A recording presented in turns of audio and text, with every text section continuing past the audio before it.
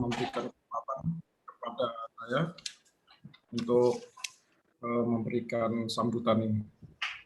Assalamualaikum warahmatullahi wabarakatuh. Waalaikumsalam warahmatullahi wabarakatuh. Salam sejahtera bagi kita semua.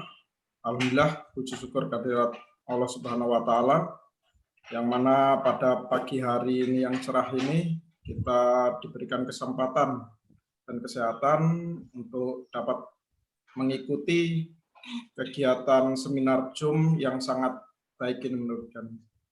Tak lupa kita panjatkan kehadirat, tak lupa kita panjatkan salawat serta salam kepada junjungan kita Nabi besar Muhammad SAW. Semoga kita umatnya mendapat syafaat di yaumil akhir. Amin. Kemudian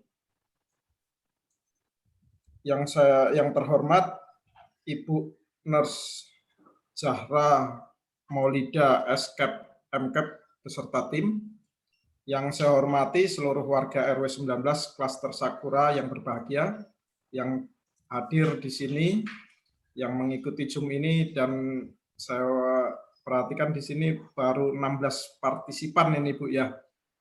Jadi sebenarnya sudah saya informasikan juga kepada Bapak-bapak RT agar warganya mengikuti kegiatan ini, tapi mungkin ada sesuatu dan lain hal tidak semua dapat mengikuti kegiatan ini. Nanti di akhir mungkin akan kami sampaikan juga kepada Bapak-bapak Ketua RT tentang seminar sosialisasi hidup sehat pada saat isolasi mandiri. Kemudian seperti yang kita ketahui, tema ini sangat baik, yaitu sosialisasi hidup sehat pada saat isolasi mandiri di era pandemi COVID-19 di Klaster Sakura Perum Bumi Indah. Kami sebagai pengurus sangat mengapresiasi dan mengucapkan terima kasih sekali lagi yang sebanyak-banyaknya pada Ibu Zahra dan tim Stikes Yaksi yang berkenan dan mau meluangkan waktu untuk memberikan atau membagikan ilmunya kepada kami warga RW 19 Klaster Sakura. Yang seperti kita ketahui bersama, dalam 1 bulan terakhir ini banyak peningkatan kasus COVID di Indonesia, dan itu pun juga berdampak kepada kita yang di RW 19. Saat ini dari tanggal 24 Juni 2021 sampai dengan sekarang, kasus COVID yang ada di Sakura sendiri ada 38 orang. Tapi alhamdulillah semua sudah tertangani, dan yang saat ini yang masih isolasi mandiri sekitar 15 orang. Kemudian yang sudah sembuh 23 orang. Setiap ada kasus COVID ini sendiri, kami sebagai pengurus selalu melaporkan kepada tim Satgas Kelurahan, kemudian dilanjutkan ke Puskesmas. Jadi kita sudah melalui prosedur yang sudah kita diberikan dari kelurahan. Jadi kita melaporkan mulai dari hasil swab-nya, kemudian KTP, NIK, kita laporkan ke tim Satgas Kelurahan. Kemudian tim Satgas Kelurahan akan memeriksa atau mengecek pasien yang sakit ini. Tapi tidak semua dicek karena peningkatan kasus yang saat ini tinggi, akhirnya tim Satgas Kelurahan pun juga kewalahan sebenarnya, Bu. Jadi sampai Puskesmas Kota Bumi kemarin sempat tutup karena ada 23 orang perawat dan 3 dokter yang terpapar. Nah, akhirnya rumah sakit pun ikut penuh. Selama ini kita sudah di Kelurahan Kutajaya sendiri ada beberapa RW yang merujuk warganya ke rumah sakit, akhirnya hanya ditangani di IGD, kemudian dikembalikan lagi untuk melaksanakan isolasi mandiri. Nah, warga yang isolasi mandiri di Sakura ini ada 15, dan dengan adanya kegiatan ini saya sangat bersyukur. Jadi warga yang tadinya mungkin sedikit tahu tentang isolasi mandiri, mudah-mudahan setelah kegiatan ini akan menambah pengetahuannya. Sekali lagi kepada Ibu Zahra dan tim, saya ucapkan terima kasih yang sebesar-besarnya. Kemudian kepada warga yang telah ikut kegiatan ini, saya ucapkan juga terima kasih yang sebesar-besarnya, yang telah mau meluangkan waktu dan mau untuk menambah ilmu tentang pengetahuan sosialisasi tentang isolasi mandiri di masa pandemi ini. Sekian dari saya, Ibu Zahra. Semoga kegiatan ini mendapat manfaat dan kita warga juga mendapatkan manfaat. Sekali lagi terima kasih. Billahi taufiq wal hidayah. Assalamualaikum warahmatullahi wabarakatuh. Waalaikumsalam warahmatullahi wabarakatuh. Terima kasih kepada Bapak RW, Bapak Bambang atas sambutannya. Kita langsung menginjak ke acara puncak, yaitu pembelian materi sosialisasi hidup bersih sehat pada saat isoma atau isolasi mandiri di era pandemi COVID-19 yang akan disampaikan oleh Nurse Zahra Maulida Septimar Eskep Mkep. Kepadanya dipersilahkan. Baik, terima kasih kepada Ibu Nurse Ratnasari Eskep Mkep. Apakah suara saya terdengar jelas, Ibu? Sudah terdengar jelas, Ibu. Baik, untuk share screen-nya sudah terlihat? Sudah tampak. Baik, terima kasih. Assalamualaikum warahmatullahi wabarakatuh. Alhamdulillahirrabbilalamin. Terima kasih kepada Bapak Bambang dan Ibu Santi selaku RW 19 Perumahan Klaster Sakura yang telah memberikan kesempatan kepada saya dan tim untuk memberikan informasi terkait dengan sosialisasi hidup sehat pada saat isolasi mandiri di era pandemi COVID-19 ini. Saya tidak bermaksud untuk menggurui Bapak Ibu, tetapi kita hanya sharing sebatas dari ilmu yang saya dapatkan, dan mungkin bisa jadi ada ilmu yang bisa juga disampaikan oleh nanti dari mungkin peserta. Kita bisa akan sharing terkait dengan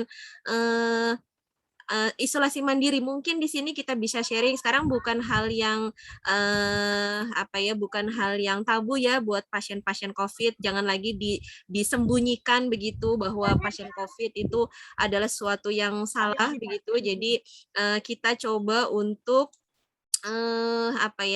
sharing saja begitu. Nanti barangkali mungkin ada pasien yang kalau kata bahasanya alumni ya katanya ya, alumni COVID. Nah, ini kita bisa berbagi. Sehingga saya coba izin untuk memaparkan terkait dengan apa yang mungkin saya pernah dapatkan dari ilmu yang bisa saya sharing kepada Bapak Ibu. Baik, Bu Febi punten sudah terlihat? Sudah, Ibu, sudah tampak.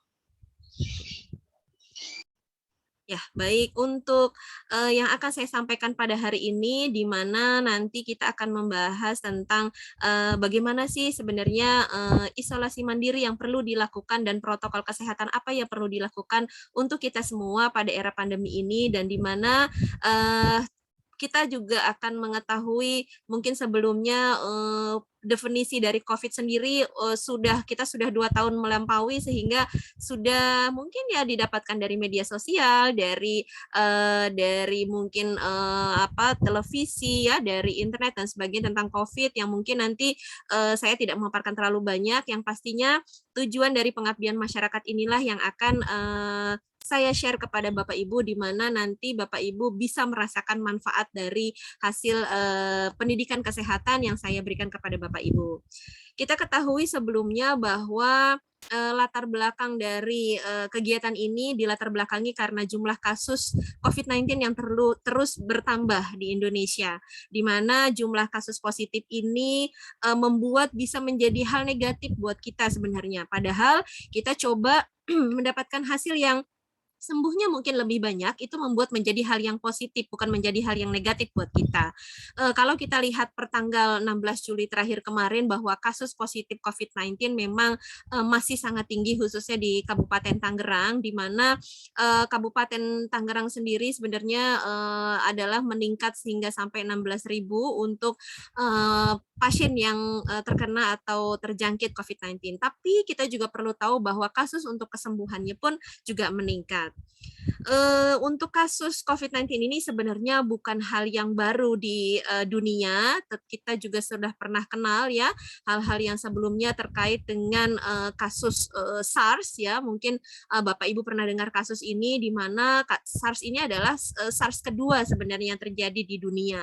Dan kebetulan Indonesia pun ikut kena dampak dari kejadian pandemi ini gitu ya, di mana pada tahun 2021 ini semakin meningkat sampai pada 16 Juli ini semakin meningkat gitu ya, sehingga yang harus kita waspadai adalah kita mengetahui apa saja yang harus kita lakukan terhadap kejadian-kejadian COVID-19 yang terus meningkat, di mana sehingga tujuan pengabdian masyarakat yang dilakukan oleh Stiket Siatsi dalam hal ini diwakili oleh saya dan teman-teman saya, ini adalah kita harus meningkatkan pengetahuan masyarakat tentang pencegahan COVID-19, kemudian meningkatkan sikap masyarakat untuk mencegahnya seperti apa, serta melaksanakan hidup sehat pada saat isolasi mandiri. Mungkin isolasi mandiri ini baru kita gaung-gaungkan sampai hari ini, padahal seharusnya sosialisasi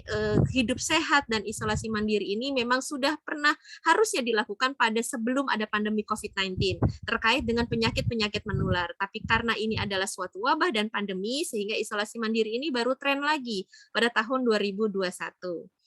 Baik, untuk mungkin ini saya tidak menjelaskan terlalu banyak ya, di mana kita tahu ini virus yang tadi saya jelaskan bahwa ini adalah virus SARS ya, jadi virus yang dulu pernah ada sebenarnya, pernah ada di Indonesia juga, tapi karena meningkatnya sangat signifikan sehingga menjadi suatu wabah atau pandemik yang kita kenal dengan novel coronavirus. Nah, novel coronavirus ini pertama kali yang kita temukan sebenarnya dulu di negara Cina ya, ada di Wuhan, tetapi karena wabah tersebut dibawa ke beberapa negara sehingga di beberapa negara pun ikut terjangkit ya, pada tahun 2020 meningkat sampai tahun 2021 ikut meningkat, sehingga ketika itu dikatakan adalah suatu wabah maka menjadi pandemi yang dimana novel coronavirus ini menjadi hal yang baru, bahwa ternyata dunia terinfeksi dengan virus yang baru. Bahkan sekarang sudah ada virus baru lagi ya katanya ya dari India. Tapi kita mudah-mudahan dengan berpikir positif bahwa sebenarnya virus itu sudah banyak ya. Influenza itu hampir setiap bulan, setiap hari itu ada. Tapi kenapa tidak menjadi pandemi? Itu yang harus kita sikapi. Sebenarnya adalah itu. Nah, tanda dan gejalanya mungkin Bapak Ibu yang tadi saya tanda kutip alumni COVID. Nah, ini ya mungkin sudah tahu gejalanya seperti apa, di mana adalah batuk, demam, kemudian sesak nafas, sampai sakit tenggorokan yang dirasakan. Walaupun ini sebenarnya juga pernah kita alami, namun karena kita sudah berpikir, aduh COVID-19 ini langsung menjadi berat, tambah berat, akhirnya negatif thinking, akhirnya bertambah berat. Nah, pasien yang terpapar virus ini gejalanya itu memang seperti gejala flu biasa, kemudian tapi yang memperberat adalah sesak nafas dan bertumpuknya dahak. Nah, dahak itulah yang membuat menjadi nafas pasien bertambah berat sehingga sampai berhari-hari, sampai 14 hari tergantung dari sistem imunitas yang dirasakan oleh si pasien. Kalau misalnya imunnya juga semakin drop, maka semakin lama begitu ya. Sehingga ketika imunnya semakin lemah, maka pasien ini akan merasakan gejalanya semakin memperberat seperti pneumonia, seperti infeksi paru, bahkan sampai kemungkinan pasien ini bisa masuk ke ruangan intensive care unit akibat dari kejadian ini. Nah, apa yang harus kita lakukan jika kita memang terkena atau terpapar COVID-19 ini? Kita sebut jika pasiennya adalah mengalami terpapar virus COVID-19, kita sebut dengan penyintas. Nah, jadi penyintas itu adalah orang yang terpapar COVID-19. Nah, sebenarnya tujuan untuk mengurangi penularan COVID-19 ini adalah kita lakukan isolasi mandiri. Namun, ini yang perlu kita ketahui, ada yang bisa kita lakukan di rumah, ada yang harus kita lakukan di rumah sakit atau di pelayanan kesehatan. Tidak semua pasien COVID-19 harus ke rumah sakit. Tidak selalu pasien COVID-19 harus isolasi mandiri. Nah, ini yang harus kita pahami. Orang yang disarankan melakukan isolasi mandiri adalah jika orang yang terkonfirmasi COVID-19 dengan pemeriksaan PCR, tetapi dia tidak mengalami gejala COVID. Mungkin dia memang terkonfirmasi COVID, misalnya positif dengan hasil PCR, tapi dia mungkin tanpa gejala, gitu ya. Atau bisa saja ada gejala, tapi mungkin masih ringan, cuman batuk, demam, sakit tenggorokan yang mungkin bisa diatasi di rumah. Jadi orang yang seperti ini yang disarankan untuk isolasi mandiri. Kemudian mendapatkan hasil positif pada rapid test antigen. Sebenarnya ini juga perlu kita sikapi sebagai masyarakat yang cerdas, bahwa hal-hal pemeriksaan ini juga perlu kita sikapi. Karena di rapid test antigen ini tidak tertulis bahwa kita adalah COVID-19 gitu. Virusnya tidak diketahui pada tes antigen. Ini yang harus kita pahami. Sehingga Bapak Ibu jangan langsung panik. Nah, pemeriksaan berikutnya harus PCR memang gitu ya. Karena kalau hanya antigen sebenarnya tidak cukup untuk membuktikan. Bisa jadi pada saat itu Bapak Ibu memang kena flu. Pasti positif karena antigen itu definisinya kalau saya gambarkan, antigen itu seperti penjahatnya, benda asingnya, virusnya yang masuk ke dalam tubuh kita. Bisa saja bukan COVID-19, bisa pneumonia, bisa influenza dan lain sebagainya. Tetapi terbaca oleh alat tersebut itu adalah suatu antigen. Jadi kita tapi tidak tahu itu COVID-19 atau bukan. Nah, untuk pemeriksaan berikutnya adalah harus PCR, gitu ya, sehingga kalau pasiennya memang positif pada rapid antigen, tetapi tidak melakukan konfirmasi dengan PCR, tapi dia merasa ada gejala, silahkan boleh melakukan isolasi mandiri di rumah saja. Kemudian atau dia tanpa ada gejala, tapi karena dia kontak dengan orang yang positif dengan penyintas COVID-19, merasa khawatir, maka perlu melakukan isolasi mandiri. Kemudian juga terkonfirmasi positif saat pemeriksaan tes pada masa karantina. Jadi bisa jadi ini membuat kekhawatiran supaya tidak terjadi penularan kemana-mana, maka orang-orang tersebutlah yang disarankan isolasi mandiri di rumah. Jadi ini yang harus Bapak Ibu perhatikan. Kemudian juga kalau isolasi mandiri yang bisa dilakukan pada orang-orang yang seperti apa sebenarnya? Berusia di bawah 45 tahun. Artinya Bapak Ibu yang tidak beresiko mempunyai komorbid. Jadi misalnya penyakit hipertensi, diabetik, kemudian penyakit paru kronis, penyakit jantung, itu yang perlu dilakukan yang bisa dilakukan isolasi mandiri di rumah. Jadi berusia di bawah 45 tahun, tidak memiliki penyakit penyerta tadi atau komorbid sering kita kenal seperti penyakit jantung, diabetik, hipertensi, penyakit paru kronis ya, dan memiliki rumah dengan kamar yang terpisah setiap penghuninya. Kenapa? Karena diharapkan tidak terjadi penularan berulang. Begitu ya. Jadi kalau misalnya nanti Bapak Ibu misalnya satu rumah yang memang jadi satu, ya paling tidak nanti akan bertemu gitu ya, seperti alat makan, alat mandi, atau mungkin batuk, bersin, bicara, itu bisa terjadi pada satu rumah. Jika memang memaksakan diri seperti itu, yang paling tidak harus menggunakan masker, menggunakan baju yang sesuai seperti hazmat gitu ya, seperti face shield. Karena apa? Dikhawatirkan jika memiliki rumah yang kamarnya tidak terpisah, maka terjadi penularan yang lebih banyak lagi begitu ya. Kemudian memiliki kamar mandi yang di dalam rumah tentu saja. Kenapa begini? Karena banyak pasien-pasien yang tinggalnya di kontrakan, kamar mandinya adanya di luar, tapi memaksakan saya di rumah aja.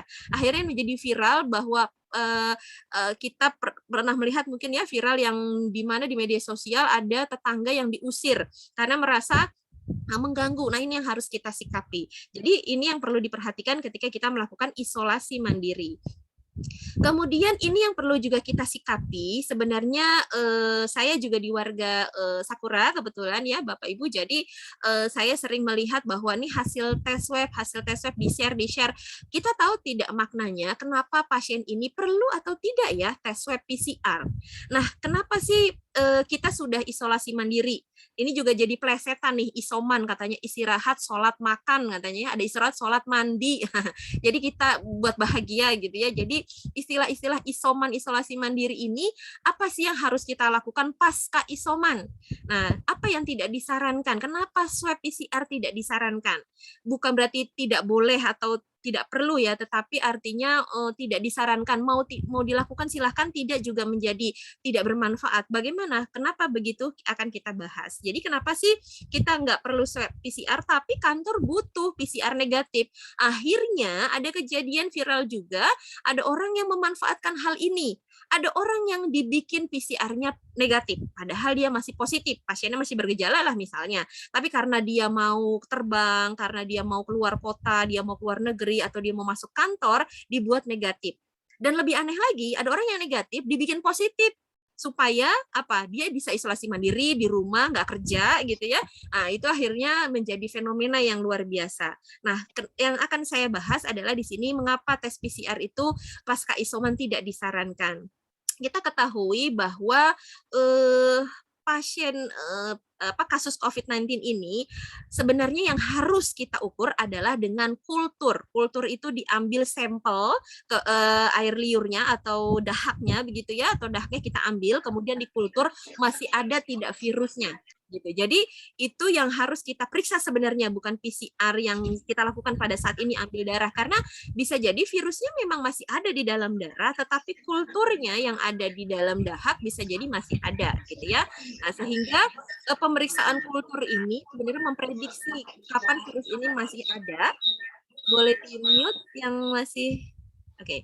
Nah, jadi untuk sebenarnya banyak penelitian yang mengatakan bahwa pemeriksaan kultur ini lebih tepat sebenarnya dibandingkan PCR. PCR itu mahal ya Bapak Ibu, terus Anda harus PCR sampai negatif berkali-kali, itu membuat menjadi stresnya lebih turun. Jadi sebenarnya kultur, tapi di Indonesia sendiri kultur itu pertama bisa lebih mahal dari PCR. Kedua memang juga mau buang juga gimana? boleh gimana? Boleh dimatikan panitia suaranya? Ya. Oke. Jadi untuk kultur ini sebenarnya kita masih bisa melihat virusnya masih hidup atau tidak. Nah, kita prinsip bahwa PCR ini cuma alat pemeriksaan yang memang untuk mendiagnosis COVID-19 adalah PCR. Tes antigen itu tidak semerta-merta untuk menentukan diagnosis yang paling benar. Karena tadi yang saya bilang, tes antigen itu hanya untuk melihat bahwa kita positif ada benda asing di dalam tubuh kita. Bisa influenza, bisa pneumonia, bahkan bisa TB gitu ya. Tapi tidak menilai untuk COVID-19. Yang paling spesifik adalah PCR. Jadi kalau kenapa kantor mintanya hasil PCR gitu ya, karena PCR ini adalah pemeriksaan yang memang untuk mendiagnosis tepat pada saat ini untuk COVID-19. Nah, untuk PCR ini dia juga sensitif gitu, karena bisa jadi ketika si COVID-19-nya ini masih aktif atau yang sudah kelepek-kelepek atau yang sudah mati jadi bangkai, itu masih terdeteksi. Sayangnya itu, karena sensitif sekali. Makanya tadi penelitian menyatakan bahwa yang paling baik itu kultur, tapi di Indonesia belum disarankan untuk itu dan lebih mahal daripada PCR, sehingga PCR tadi tidak disarankan untuk pasien yang pasca isoman karena pasti hasilnya bisa saja masih positif. Akhirnya Bapak Ibu stres lagi, sudah 750.000 dikeluarkan, kemudian masih harus bayar lagi, masih positif lagi, besok masih positif, karena ternyata virus COVID-nya masih ada yang bangkai-bangkainya tadi. Jadi itu yang mungkin disikapi, silahkan kembali kepada masing-masing individu, apakah seperti itu, gitu ya. Jika memang tidak dibutuhkan oleh kantor, ya sebaiknya tidak perlu melakukan PCR ketika memang sudah tidak ada gejala. Nah tadi, bagaimana sih tandanya saya tidak perlu PCR gitu ya? Jadi kalau si virus tadi itu ada di dalam tubuh kita itu sebenarnya masih ada. Ya, namun beberapa kasus ini, virus ini bisa bertahan lebih dari 10 hari. Jadi kalau COVID-19 yang mungkin gejalanya ringan, dia sebenarnya sudah selesai. Tapi kalau berat bisa jadi pada pasien-pasien yang memang kelainan gangguan imun. Misalnya pasien dengan HIV gitu ya, jadi udah 14 hari gejalanya juga udah nggak ada, itu sebenarnya udah sembuh. gitu. Jadi tidak perlu melakukan PCR. Ketika Bapak Ibu melakukan PCR sudah 14 hari pasca isoman masih positif, kemungkinan bisa jadi tadi yang yang bangkai-bangkainya si COVID-19 tadi virusnya masih ada, pecahan-pecahannya masih ada gitu ya. Tapi Ibu dan Bapak udah nggak bergejala. Nah, ini bisa jadi memang tadi sudah selesai gitu, tapi karena sudah tidak ada gejala maka tidak perlu dilakukan PCR karena PCR tadi sifatnya sensitif sekali gitu. Dia bisa membaca sampai yang bangkai-bangkainya gitu ya. Jadi menurut ada beberapa dokter yang tidak menyarankan untuk PCR, sebenarnya seperti itu. Tetapi memang kalau pasien yang imunnya rendah, seperti pasien gangguan imun, pasien HIV, SLE, lupus ya, terkait dengan lupus, itu biasanya masih menetap. Nah, itu yang perlu kita klarifikasi untuk pasien yang memang ada penyakit imun. Kemudian, mengapa tes PCR tidak efektif gitu ya? Karena tadi menurut penelitian bahwa PCR ini masih saja bisa positif sampai 3 bulan. Nah, Bapak Ibu mau nggak kerja sampai berapa lama gitu ya, nanti lama-lama bisa dipecat nih gitu. Karena apa? Hasil PCR-nya masih positif-positif saja, padahal tadi hanya bangkai-bangkainya. Bahkan sampai 3 bulan, padahal sudah tidak menular lagi atau tidak ada gejala. Itu yang perlu diperhatikan gitu ya. Kecuali tadi ya ada kasus yang positif misalnya masih dipertimbangkan, misalnya dia imun ya tadi pasien HIV atau dia ada gejala, ada komorbid gitu, sehingga harus memang dipertimbangkan tes PCR ulangnya. Tetapi ingat, ini tidak menjadi penentu utama kesembuhan. Jadi kalau misalnya ada Bapak Ibu di sini yang pasca isoman hasilnya masih positif saja, jangan langsung pundung terus akhirnya ya Allah ini kenapa saya ini begini. Ada yang WhatsApp saya banyak yang konsultasi dengan saya, kenapa Bu ini saya kena azab ya.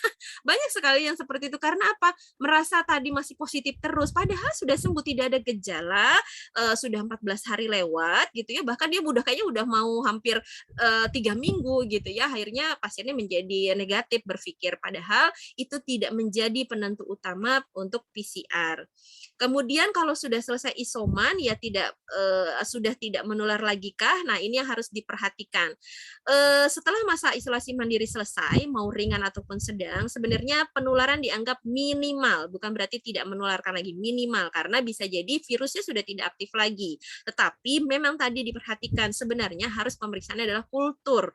Tapi memang sudah tidak dianjurkan oleh pemerintah tadi, PCR tadi sayangnya adalah itu. Nah, jadi akhirnya tinggal sehari lagi nih, udah 13 hari, saya sehari lagi, padahal sudah nggak ada gejala, itu sebenarnya sudah dikatakan bahwa pasien ini sudah dianggap minimal, tapi harus tetap memperhatikan protokol hidup sehat. Sebenarnya ada nilai positifnya ya, jadi hidup sehat, jadi kita teratur hidupnya, sebenarnya lebih ke arah sana. Nah, saya butuh PCR ulang untuk kembali ke kantor, gimana nih gitu. Padahal saya udah nggak ini ya.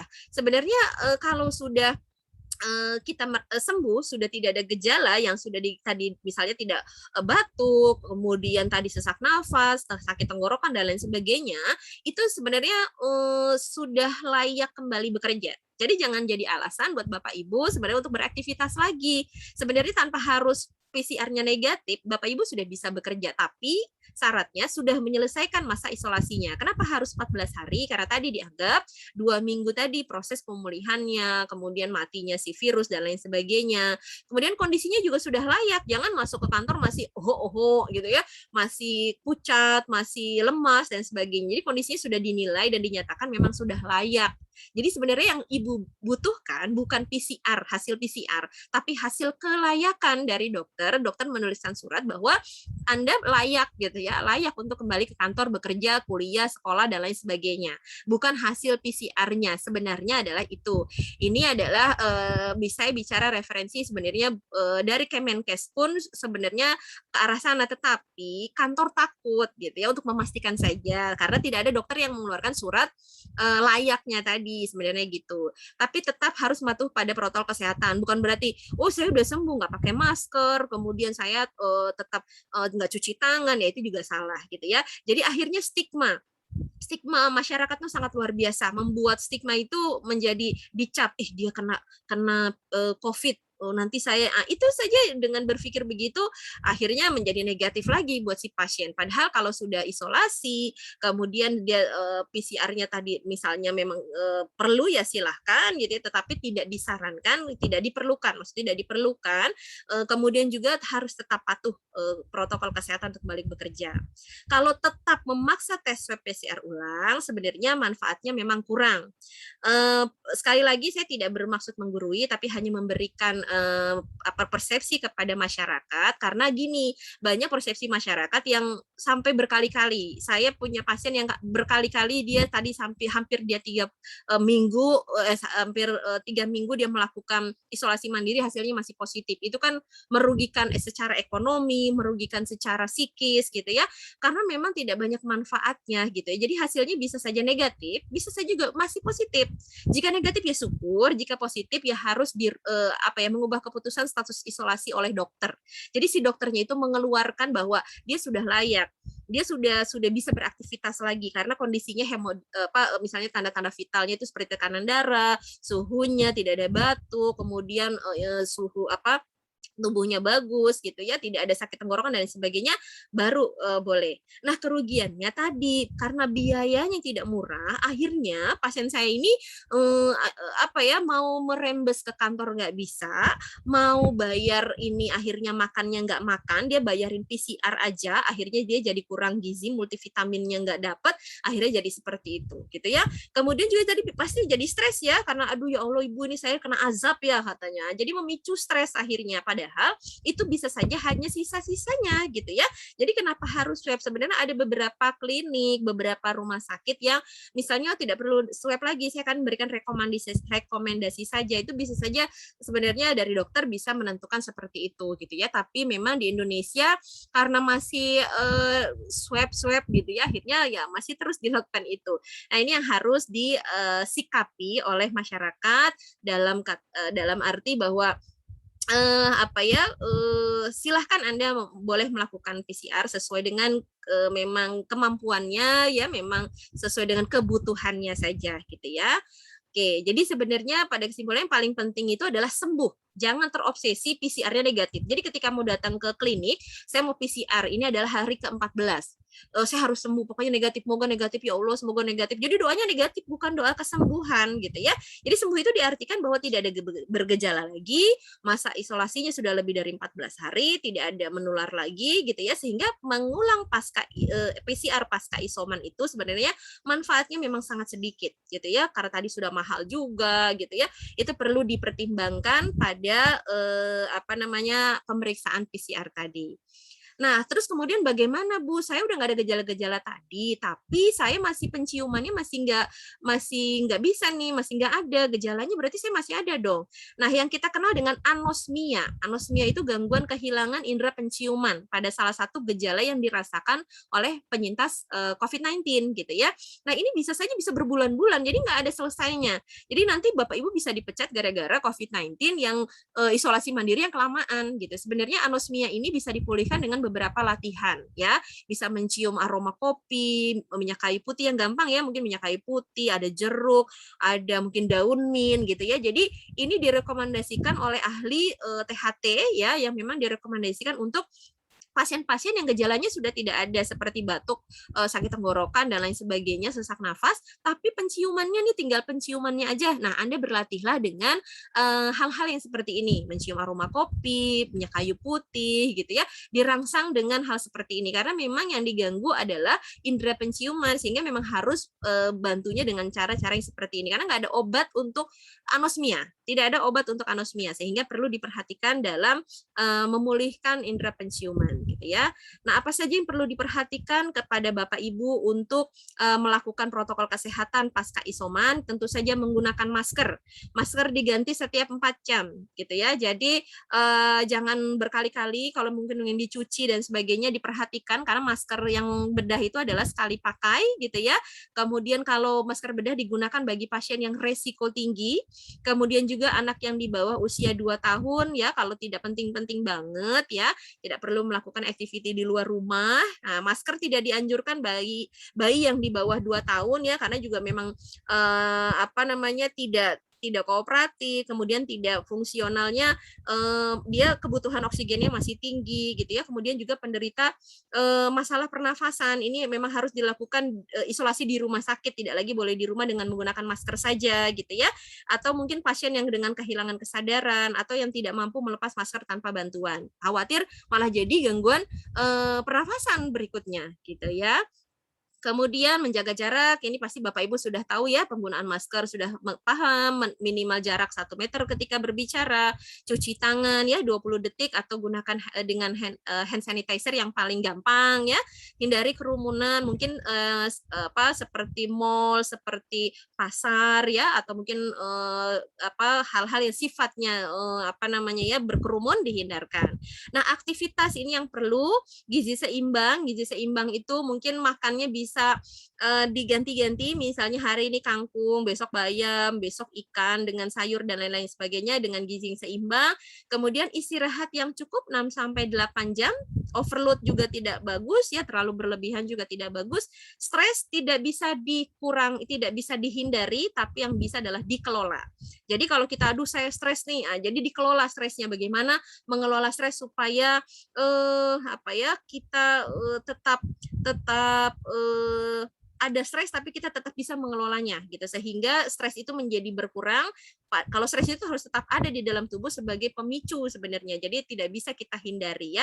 Kemudian mandi, bersihkan setelah kita berpergian, ganti pakaian sebelum kita kontak dengan keluarga ya. Nah, ini jarak, jaga jarak. Kalau misalnya ada perawat atau anggota yang memang rentan ya, harus menggunakan telemedicine atau memanggil tenaga kesehatan yang sesuai, tidak melakukan merokok di rumah gitu ya. Ketika batuk, ini adalah posisi yang bagus untuk batuk. Jadi tangan kita singkap begitu ya, terus kemudian kita batuk, itu adalah yang lebih baik. Jadi batuk tidak menggunakan tangan telanjang, tangan kita dengan jari-jari gitu ya ditutup, tapi yang bagus adalah disingkap ya dengan posisinya seperti ini pada gambar H ini. Nah, ini adalah posisi yang paling baik. Oke, kemudian untuk yang bagaimana jika ada anggota keluarga yang rentan seperti ibu hamil, menyusui, nifas, bayi, lansia, disabilitas, ya ini harus kita perhatikan bahwa cara perlindungannya kalau misalnya dia ada ibu hamil ya, ibu hamil dengan isolasi mandiri sebelum taksiran persalinan, ini harus memanggil tenaga kesehatan apakah perlu dilakukan isolasi mandiri di rumah dengan pastikan pelayanan kesehatan secara berkala ya, atau mungkin perlu di rumah sakit. Nah, ini yang perlu diperhatikan. Jadi kalau ibu hamil dengan isolasi mandiri secara sampai saat ini penelitian pada saat ini belum ditemukan secara spesifik COVID-19 menular pada bayi, karena ibu yang positif COVID-19 bayinya lahir tidak ditemukan bayinya juga COVID-19 gitu ya, tidak seperti HIV gitu. Nah, ini yang perlu diperhatikan. Jadi hanya ibu bergejala seperti ibu kena flu gitu ya, tapi si anaknya mungkin babynya ketika mungkin lahir tidak dalam keadaan COVID-19 juga. Pastikan keluarga yang memang punya kelainan imun ini harus dipastikan tidak memperberat ya. Kemudian dengan lansia, ini kalau misalnya ada penyakit komorbid perlu kita perhatikan kesehatan secara berkala. Jadi orang yang rentan itu sebenarnya membuat menjadi resiko COVID-19 lebih parah dibandingkan sebelumnya gitu ya. Nah, ini kemudian jika ada yang memang terpapar, please tidak disembunyikan. Jadi penyakit COVID-19 ini virusnya jangan sampai membuat keluarga Bapak Ibu menjadi dikucilkan gitu ya. Jadi memang harus dilaporkan. Tadi benar sekali seperti yang disampaikan Ketua RW bahwa dilaporkan kepada Satgas Covid terdekat, Puskesmas untuk menjadi laporan, karena ini penting sekali bahwa nanti apakah warga ini perlu dilakukan pembinaan, perlu dilakukan pemeriksaan, kemudian desinfektan, penyemprotan, karena memang harus dilaporkan gitu ya. Apalagi kalau dia sudah kontak erat, kemudian suami istri, anak, satu keluarga gitu ya, atau dia terpapar dari perawat atau mungkin dari paparan yang lain yang tidak diketahui. Ini yang harus segera dilaporkan. Kemudian jika memang ada keluarga yang tadi terkena, harus melakukan isolasi mandiri selama 14 hari. Kemudian tapi tidak wajib melakukan pemeriksaan swab PCR. Tadi yang saya sampaikan di awal, ini juga disampaikan oleh Kementerian Pemberdayaan Perlindungan Anak Republik Indonesia. Jadi PCR pemeriksaan itu adalah sebenarnya menjadi bukti. Bu, soalnya kalau nggak ada itu, nanti tetangga saya dikiranya saya masih positif. Jadi saya harus memerlukan ini. Kalau sudah tidak ada gejala dan si pasiennya juga sudah merasa nyaman, sudah tidak ada gejala dan sebagainya, sebenarnya tidak wajib. Tapi kalau mau melakukan silahkan gitu ya, karena PCR tadi tidak murah dan membuat hasilnya yang positif tadi menjadi lebih stres pasiennya. Jika selama masa karantina muncul gejala, ya bisa periksakan diri ke pelayanan kesehatan yang sesuai. Kemudian juga jika karantina sudah selesai, dikatakan memang sudah oke, itu adalah dari pelayanan kesehatan, bukan dari dirinya, tapi bukan PCR. Kemudian jika memang ada keluarga yang bergejala, ya harus melakukan isolasi mandiri sampai dinyatakan memang dia negatif kah, atau mungkin tadi sudah tidak ada bergejala dan dinyatakan layak untuk sembuh. Kemudian jika memang ada keluarga yang meninggal dunia, pemakamannya sesuai penata laksanaan protokol COVID-19 tentunya ya. Oke, kemudian fasilitas untuk memang anggota keluarga yang di sini ada yang jauh ya, misalnya di sini tidak boleh di sini, harus keluar rumah. Nah, ini harus diperhatikan karena bisa jadi kalau untuk di Tangerang sendiri ada beberapa hotel yang dimodifikasi untuk sebagai tempat isolasi mandiri karena khawatir misalnya di Perumahan Sakura ini kan misalnya kamarnya hanya 2 ruang tamu dan ini ketemu anak, keluarga dan sebagainya. Jika Bapak Ibu misalnya ada pasien yang seperti itu, bisa dibawa ke Hotel Yasmin namanya ya, ada di daerah Kelapa II, di sana sebagai tempat hotel yang dimodifikasi untuk pasien yang mau isolasi mandiri gitu ya, tapi bisa jadi nanti ada screeningnya. Bisa ada yang mungkin tanpa gejala dan sebagainya, itu harus di screening juga. Kemudian prinsipnya intinya pada isolasi mandiri itu tempatnya di ruangan tersendiri. Sudah isolasi mandiri, tapi di sana ada anak, ada suami, itu sebenarnya beresiko gitu ya. Kemudian dilarang makan bersama, berkumpul bersama gitu, walaupun pakai masker, tapi ya kita minimal dulu lah, agak jaga jaraknya dulu gitu ya.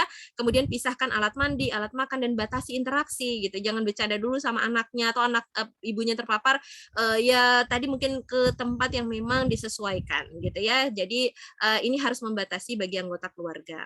Nah, ini saat isolasi mandiri ya, jadi memang ada yang sekarang pengobatan yang ada telemedicine. Jadi telemedicine itu obatnya nanti bisa dikirimkan.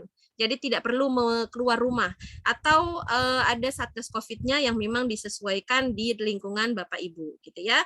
Nah, intinya jangan panik, kemudian tetap protokol 3M-nya disesuaikan, kemudian laporkan jika ada gejala ya kepada RW, Satgas setempat gitu jika memang ada yang positif. Jangan membuat stigma negatif ya, stigma negatif, justru tumbuhkan rasa empati. Justru dengan COVID-19 ini positifnya adalah bagaimana kita empati terhadap tetangga, terhadap keluarga orang lain yang memang sedang susah gitu ya. Jadi ini sebenarnya tujuannya adanya COVID-19 ini coba kita buat hal yang menjadi positif saja begitu ya. Jadi jangan selalu COVID nih gara-gara COVID, tapi mungkin gara-gara COVID bisa jadi positifnya ternyata ada rasa empati nih tetangga gitu ya. Dia sudah makan, kebutuhan logistiknya terpenuhi atau tidak. Saya yakin di warga Sakura ini sangat luar biasa, Pak RW ini dari RT 1 sampai RT 6 ini ketika ada yang sakit bukan di stigma negatif tapi lebih dijaga, yuk kebutuhan logistiknya kita penuhi gitu ya, sehingga alhamdulillah yang tadi kesembuhannya tercapai gitu ya, kesembuhannya setelah 14 hari itu juga tercapai gitu ya. Oke, ini adalah salah satu obat-obatan yang sebenarnya Bapak Ibu mungkin yang memang terpapar COVID dan memeriksakan ke pelayanan kesehatan, jika Bapak Ibu mendapatkan obat-obat di sini, ini memang harus bijak cara penggunaannya. Kenapa saturasi pasien bisa turun? Karena penggunaan obat yang salah atau tidak tahu dan penggunaan oksigen yang tidak paham. Saturasi oksigen yang di bawah 90%, misalnya 80 dan sebagainya, itu menggunakan oksigen. Kalau pasiennya masih 98%, masih bisa nafasnya tidak sesak, kemungkinan masih bisa diatasi. Tapi kalau sudah di bawah 80, segera harus diberikan oksigen. Makanya di sini tuh lebih kayak panic buying gitu ya. Jadi beli oksigen bertabung-tabung, akhirnya oksigen habis. Padahal pasien yang mengalami kekurangan oksigen dalam jaringan lah yang butuh. Ini adalah obat-obatan pasien yang dosisnya tinggi untuk pasien dengan COVID. Kalau kita yang tidak terpapar COVID, vitamin C-nya cukup 500 mg lah gitu ya dalam 1 hari. Tapi kalau untuk pasien dengan dosisnya COVID bisa lebih ditingkatkan 2 kali gitu ya. Jadi vitamin C, D, E, zinc gitu ya. Azitromisin ini obat untuk inflamasi pasien COVID, jadi obat untuk infeksinya si COVID-19-nya. Biasanya pasien-pasien dengan azitromisin ini juga harus bijak, karena kalau tidak bijak pasiennya ditekan pada kondisi tertentu, ini juga berbahaya. Jadi memang azitromisin ini obat simalakama, tidak diminum akan bermasalah pada inflamasi infeksi parut, diminum ya sama juga sebenarnya, tapi ya bijaklah intinya menggunakan azitromisin. Kemudian oseltamivir ini juga biasanya pasien flu juga bisa menggunakan ini karena memang digunakan untuk pasien yang gejala seperti flu. Kemudian paracetamol juga bijak menggunakan paracetamol jika panas dan ada nyeri. Jika tidak ada panas dan nyeri, paracetamol boleh di stop. Sebenarnya itu juga bijak menggunakan ini.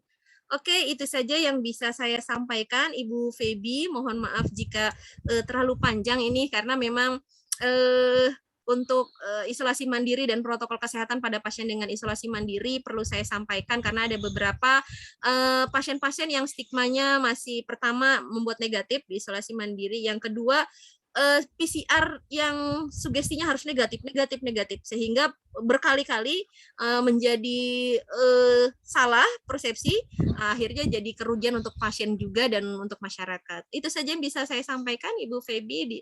Saya kembalikan pada Ibu Feby. Ya, oke. Terima kasih Nurse Zahra Maulidina SKPMK atas paparan yang luar biasa.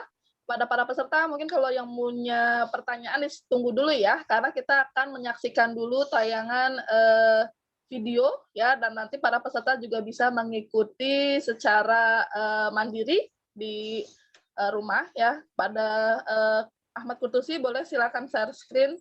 Oke, nah sebelum di share screen, mungkin saya informasikan untuk videonya bisa diaktifkan terlebih dahulu, Bapak Ibu, supaya saya bisa melihat Bapak Ibu juga melakukan seperti apa yang di video. Nah, nanti kalau yang bisa melakukannya paling baik, paling bagus, ada hadiah ya Bu Feby ya? Ya, betul. Kami menyiapkan hadiah-hadiah menarik. Ya, Bapak Ibu bisa silahkan untuk diaktifkan kameranya sambil dicoba untuk mengikuti gambar dari video ini. Oke, yuk diaktifkan dulu. Mungkin yang belum aktif, ini Mama Indi luar biasa sambil kerja. Luar biasa nih. Ada Bu Susi yang standby dari jam 9, Masya Allah ya. Oke, yang mungkin background-nya nggak bisa pakai background saya nggak apa-apa, yang penting mukanya kelihatan deh. Oke, gimana? Sudah siap semuanya nih? Ada yang belum aktif videonya? Yang aktif aja videonya nih yang dapat hadiah nih kayaknya nih. Oke, jadi nanti Bapak Ibu silahkan perhatikan dulu videonya, nanti baru kita praktekkan masing-masing ya. Oke, silahkan Kurtusi.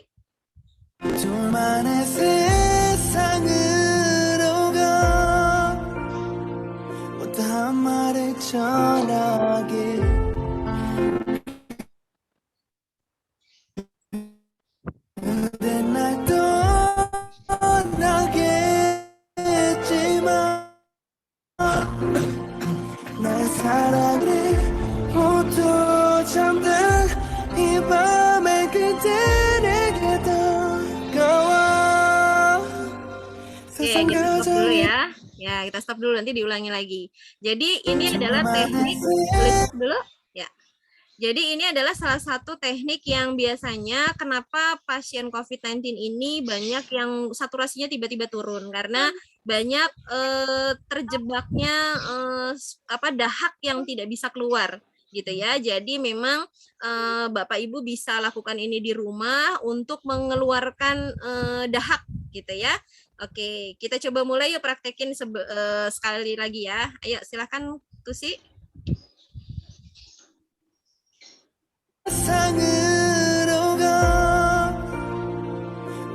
Kayaknya nafas 2-3 kali perlahan.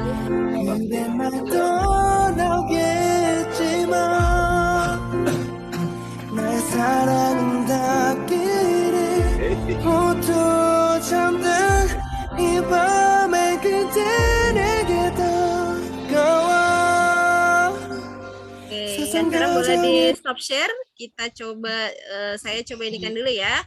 Jadi ketika Bapak Ibu tadi sesak nafas, usahakan nafasnya tarik 2-3 kali nafas dulu dengan melalui hidung dan dikeluarkan melalui mulut. Tarik nafas yang pertama dan kedua.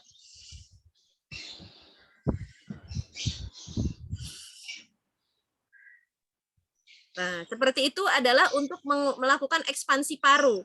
Jadi kalau ada seperti ibu-ibu yang melahirkan ya, yang ayo tarik nafas gitu ya. Jadi yang itu boros napas namanya ya. Jadi kita tarik nafas dari hidung, keluarin dari mulut 2 kali ya, itu sudah dilakukan. Kemudian ketika yang ketiga adalah kita ketarik nafas, kemudian kita hentakan 2-3 kali juga.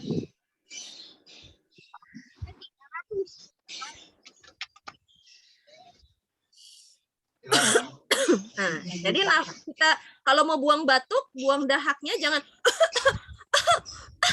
sehingga nanti ada tekanan di otak yang membuat pecah pembuluh darah. Jadi bahaya Bapak Ibu, kenapa pasien COVID itu banyak yang tiba-tiba drop, tiba-tiba namanya happy hipoksia ya, yang suka Bapak Ibu tiba-tiba kemarin masih bagus ternyata pasiennya sesak dan sebagainya. Itu karena pasiennya tidak mampu untuk membuang dahak dan sesak nafasnya tadi. Jadi tarik nafas 3 kali, ditahan sebentar, baru dihentakkan. Gitu ya. Nah, gitu. Jangan wah, itu nanti jadi pada pembuluh darah di paru juga sama bisa pecah. Kemudian untuk melegakan, Bapak Ibu bisa rentangkan tangan, kemudian ke depan, kemudian seperti ini sambil berjemur. Wah, apalagi lapangannya sekarang sudah bagus nih. Mataharinya terbuka, mataharinya bagus. Nah, ini bisa dilakukan sambil tarik nafas. Gitu ya. Saya coba teorikan sekali, nanti Bapak Ibu coba habis ini ya.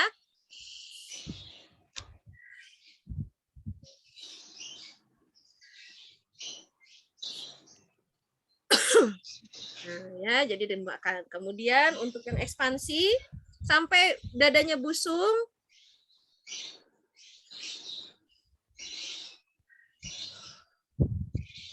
Nah, oke, sekarang kita coba ya, Bapak Ibu ya. Yang kameranya mungkin sudah siap, Bu Ayu, mungkin kameranya nih masih belum on nih. Bu, ini namanya siapa nih? Namanya benar nggak PNT Galaxy? Soalnya ini nggak pakai nama asli. Oke ya, kita mulai ya. Ini akan dinilai nih sama panitia ya Bu Febi ya.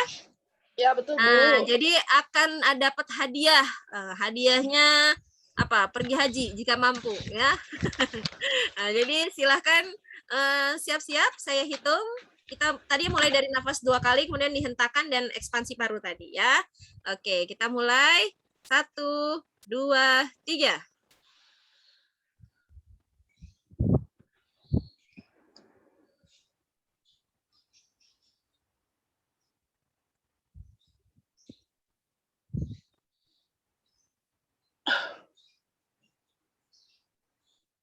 Oke. Gimana Bu Febi? Oh, bagus ya, udah bisa ada yang sambil ekspansi dadanya tadi ya, dicek juga gitu ya, sambil dipegang. Wah, bagus. Hebat-hebat ini Bu pesertanya bisa melakukan, baik sekali. Ya, harapannya sih nanti bisa dilakukan pada keluarga ya. Dan sebenarnya satu lagi, kalau Bapak Ibu nanti di rumah misalnya ada yang tadi dahaknya sampai tidak keluar atau ada mampet gitu ya di hidungnya, bisa menggunakan inhaler atau inhalasi alami. Caranya adalah menggunakan air panas yang memang panas ya, dengan harapannya ada uap, dimasak dengan air panas dan dimasukkan sekitar 2-3 tetes minyak kayu putih ya, boleh merek apa aja. Jadi diteteskan di dalam air panas tersebut, dan air panasnya itu uapnya dihirup. Itu bisa buat bayi, misalnya ibu pakai kursi, air panasnya di bawah, bayinya ditelungkupkan. Hati-hati karena air panas, nanti takut bayinya kecelup ya. Jadi itu juga memang harus hati-hati. Itu adalah yang paling sederhana. Atau mungkin Bapak Ibu punya inhaler yang sudah alami pakai listrik ya, sekarang sudah pakai tetes dengan daun mint dan sebagainya, itu juga bisa sambil membantu pasiennya tadi menggunakan inhaler. Kalau misalnya tadi melatih pernafasan, karena di sini mungkin Bapak Ibu ada yang sedang isolasi mandiri, ada yang sedang bekerja menggunakan masker, nanti ketika melakukan melatihan pernafasan kurangi untuk penggunaan maskernya. Bagi Bapak Ibu yang sedang bekerja dan menggunakan masker, mohon penggunaan bijak masker selama 4 jam. Setelah 4 jam Bapak Ibu mungkin bisa membuka masker dulu misalnya di kamar mandi atau tempat yang lembab sehingga aliran nafas tadi menjadi bagus. Yang tidak bagus adalah oksigen, karbon dioksida itu kan harus keluar. Yang kita keluarkan tadi, kita tiup, itu adalah karbon dioksida. Jika terhirup lagi, maka membuat menjadi tidak baik di dalam tubuh. Sehingga itulah yang membuat biasanya kita cepat lelah, gitu ya, cepat ngantuk, dan sebagainya. Sehingga penggunaan masker itu ya 4 jam. Kalau misalnya di dalam mobil, dibuka dulu, nanti pas turun kita pakai lagi, gitu ya. Mungkin itu Bu Feby. Bu Feby jadi bingung nih ya, Bu Feby. Zahra, mungkin kita coba sekali lagi ya, kita coba boleh. ulang sekali lagi untuk para peserta. Mungkin kita coba ulang sekali lagi, kita coba untuk Ibu dan Bapak mempraktikkan sekali lagi. Oke, silakan Bapak Ibu. Wah, ini ada Bu Guru ngaji juga. Bu Guru ikut juga ini. Ya, silahkan, boleh kita mulai ya. 1, 2, 3.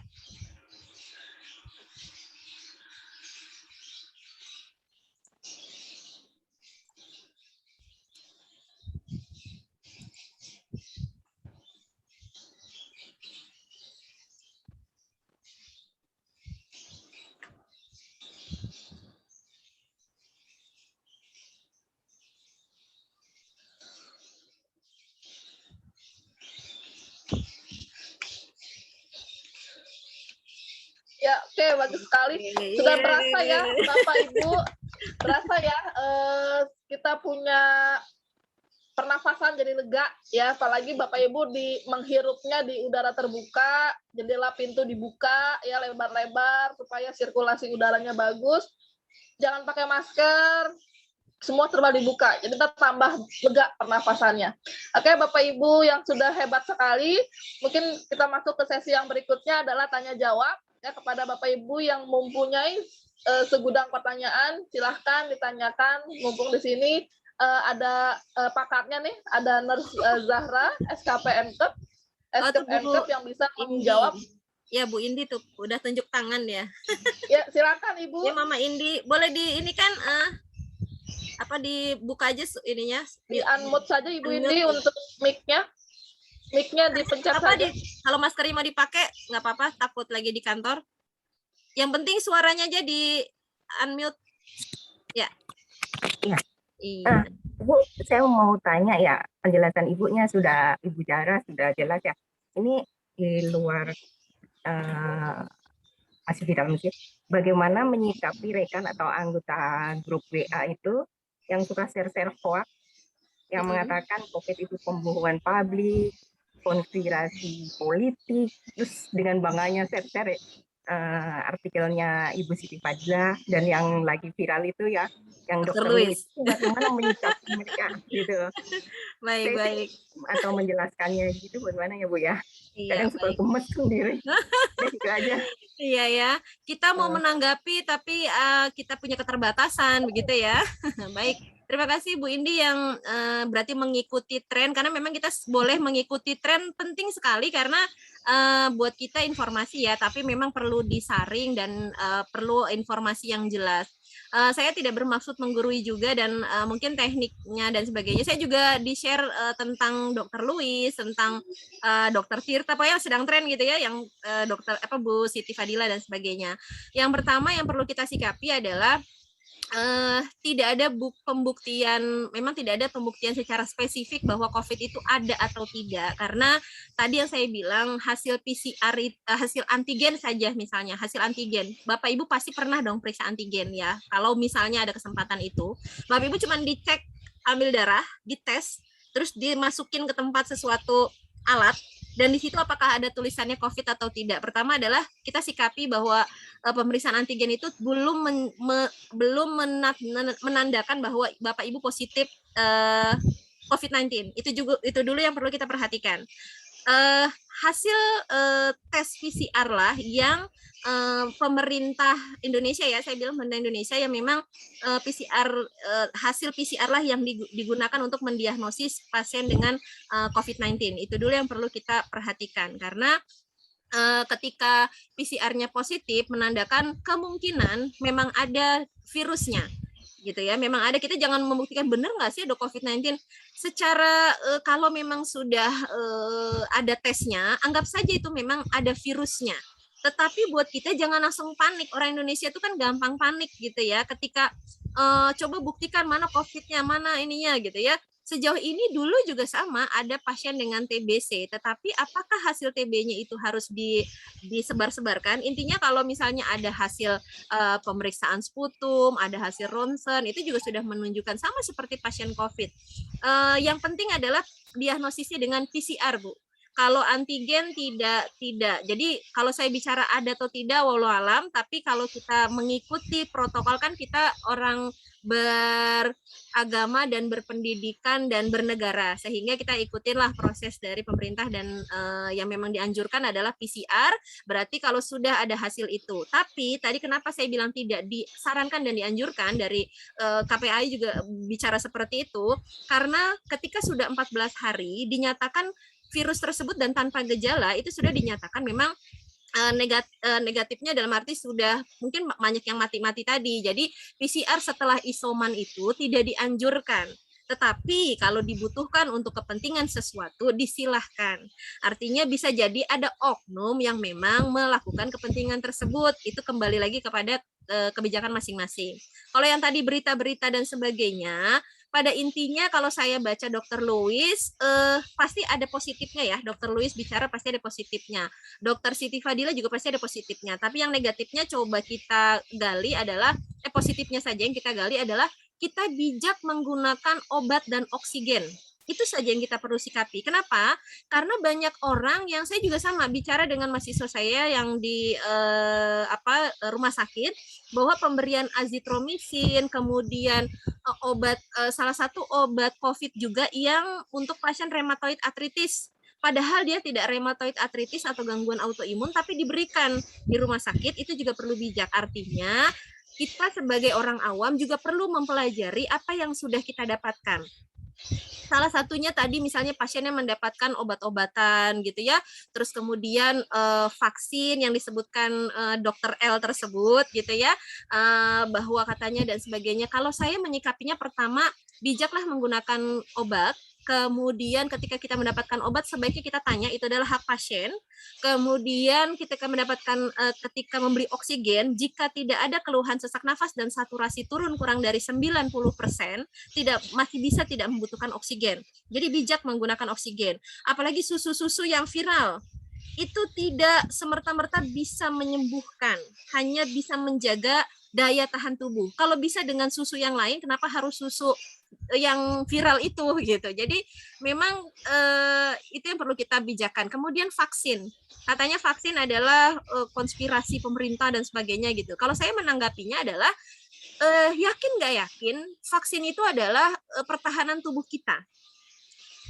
Kenapa saya misalnya, saya tidak bermaksud untuk menegatifkan pikiran Bapak Ibu. Misalnya anak saya memang misalnya tidak dilakukan vaksin, tapi saya dilakukan vaksin karena saya merasa tidak punya pertahanan diri, dan saya punya kepentingan yang memang saya perlu lakukan. Jadi bukan melihat vaksin itu adalah konspirasi pemerintah, kita nanti dibohongin, kita ini. Itu sebenarnya ininya masing-masing. Ya. Jadi kalau misalnya ibu merasa tidak nyaman, ya disilahkan. Tapi kalau merasa saya proteksi diri, saya nggak punya proteksi. Ketika saya sudah usianya 30 tahun, saya punya komorbid, saya punya penyerta, saya punya imun yang lemah, dan kebetulan saya tidak pernah terpapar COVID, sehingga saya perlu dilakukan vaksin. Itu adalah menjaga diri. Kenapa vaksin itu ada 3 fase? Karena fase yang pertama itu pengenalan. Kemudian 2 minggu kemudian, jadi di dalam tubuh kita tuh ada sel pengenal, ada sel pembunuh, ada sel yang memang memantapkan. Jadi 3 fase. Jadi kita bisa 2-3 kali disuntik gitu kalau misalnya vaksin. Jadi kalau nanti ibu menanggapi hal-hal yang tadi, sebaiknya tidak perlu ditanggapi, tapi bagaimana kita menyikapinya secara positif saja. Misalnya ada COVID-19, positifnya kita jadi hidup sehat. Positifnya saya jadi WFH di rumah, kan gitu ya. Jadi berkumpul dengan keluarga gitu. Terus kemudian adanya kita suruh makan makanan yang sehat. Mungkin kalau nggak ada COVID kita jadi over semuanya ya gitu. Tapi ketika ada COVID ini mungkin kita jadi empati terhadap tetangga, lebih ke arah sana sih Bu gitu. Seperti itu. Baik, terima kasih Bu Sarah. Ya, mungkin ada kami panitia mempunyai hadiah buat Ibu Indi ya atas pertanyaannya. Bu Indi memberikan hadiah pada Bu Indi berupa pulsa 50.000 ya Bu Indi, nanti ditanya. Jadi nomornya nggak boleh salah nih Bu Indi ya, nomor teleponnya ya. Panggil ya. Ya, Bu Indi tadi sudah isi pretest ya, di situ ada nomor telepon ya. Oke, yang lain silakan yang ingin bertanya, boleh? Ya, jangan lupa untuk absensi dan pretestnya karena itu nanti ada nomor yang bisa dihubungi, jadi hadiahnya bisa dikirim melalui handphone dan nomor rumahnya. Oh, Bu Mbak Kiki ya. Medina, Bu Febi. Ya, kepada Ibu Medina disilahkan. Hai, sorry, lagi keluar. Ya. Mau tanya Bu Zahra. Ya. Kan ini kedengeran nggak suaranya? Ya, kedengeran. Oh ya. Jadi kan di lingkungan kita, khususnya di RT saya, di RT 2 kan banyak banget yang, nggak banyak banget lah, mungkin ada beberapa yang kena, yang terkonfirmasi positif. Nah, ada beberapa orang yang terkonfirmasi, itu kepala keluarganya. Katakan 1 orang terkonfirmasi. Tapi apakah anggota keluarga lain yang satu rumah, khususnya kan rumah kita kan kamar mandi 1, pintu keluar pun 1 gitu. Itu apakah harus tes juga atau tidak perlu? Itu yang pertama. Yang kedua, kan saya paham banget kalau lingkungan rumah kita, rumah saya itu susah banget untuk berjemur di halaman rumah karena terhalang kanopi atau mungkin memang tertutup rumah-rumah sekitar gitu. Nah, kan banyak banget orang-orang yang akhirnya berjemur memang harus di lapangan. Saya akui memang harus berjemur itu di lapangan karena mataharinya pun bagus. Itu berbarengan dengan warga lain yang tidak terkonfirmasi. Bahkan mereka ngobrol satu sama lain, bahkan tidak memakai masker. Apakah itu dibenarkan? Karena banyak yang tanya, kok itu berjemur bareng sih, kok ini gitu. Ya pokoknya hal-hal yang saya pun nggak bisa jawab. Saya cuma bilang, oh ya mungkin memang butuh matahari gitu aja. Jadi, dan cara mengingatkannya gimana? Karena berkali-kali pun kalaupun saya mau mengingatkan, itu kan takut tersinggung ya Bu ya. Tapi kayak, kok nggak boleh keluar atau apa gitu. Apakah gimana caranya? Apakah jamnya yang diatur, misalnya yang terkonfirmasi jam berapa sampai jam berapa, nanti yang enggak jam berapa sampai jam berapa gitu. Gimana caranya biar tetap kondusif gitu, jadi nggak ada yang tersinggung, nggak ada yang gimana gitu loh. Yeah. Itu aja sih. Oke, ya baik. Coba Bu RW dengarkan ini curhatan. Iya, jadi gini Bu, jadi tuh udah orangnya sakit, nanti kok jadi malah ribut gitu kan, jadi kayak pusing gitu. Gimana caranya gitu. Ya, oke. Terima kasih. Ini namanya Bu Kiki, Bu Peggy. Sebenarnya Medina itu nama anaknya. Ya, baik Mbak Kiki ya, saya biasa panggil akrabnya.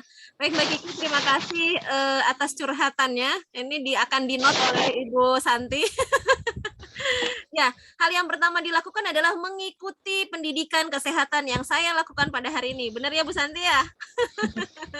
Karena warga itu butuh informasi yang memang perlu diklarifikasi, karena kalau hanya melalui WhatsApp seperti tadi Mama Indi, kemudian tadi Mbak Kiki cuman bisanya begitu tapi nggak punya ilmu tanda kutip kesehatan, akhirnya jadi ribut gitu ya. Memang yang pertama dilakukan tadi ada beberapa hal yang perlu kita klarifikasi. Ada kesalahan persepsi. Yang pertama, benar sekali kalau rumah kita cuma tadi 2 kamar dengan 1 kamar mandi seperti ini, memang sebaiknya, alangkah lebih baiknya adalah terpisah. Misalnya tadi bisa kalaupun memang terpaksa Bu, kita kan nggak punya modal lagi untuk di tempat lain, kita nggak punya saudara, kita nggak punya ini, nggak punya itu, ya silahkan, tapi tetap berada di kamar yang nantinya punya jam-jam tertentu atau punya kode-kode tertentu. Saya juga pernah punya pasien seperti itu. Jadi kalau ibunya keluar ya baru dia bisa misalnya jam 9 sampai jam 10 aktivitasnya ada di dalam kamar dulu. Nanti jam 10 sampai jam 11 saya keluar, kamu mandi, makan dan sebagainya, tapi alat makannya terpisah, sudah dipisahkan. Jadi misalnya alat mandi, alat makan dan sifatnya yang resiko tinggi itu akan